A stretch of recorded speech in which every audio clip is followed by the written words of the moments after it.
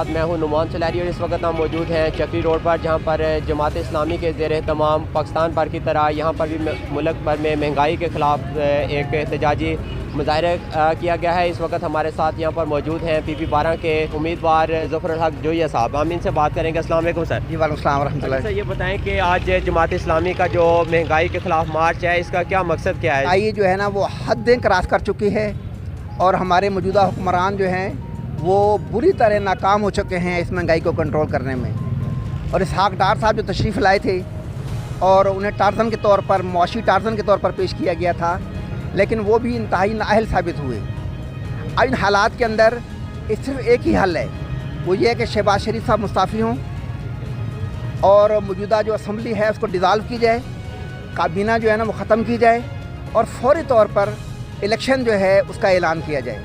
अच्छा, क्या जमात इस्लामी समझती है कि कबल अज़ वक्त इंतखाबात जो हैं वो इस वक्त मुल्क की ज़रूरत है? जी, कबल अज़ वक्त इंतखाबात ही इस मुल्क का हल हैं, इस मसले का हल हैं, क्योंकि मौजूदा हुकूमत को पूरा टाइम दिया गया है, लेकिन ये महंगाई के जिन को काबू करने में और महंगाई को कंट्रोल करने में पूरी तरह नाकाम हो गई है।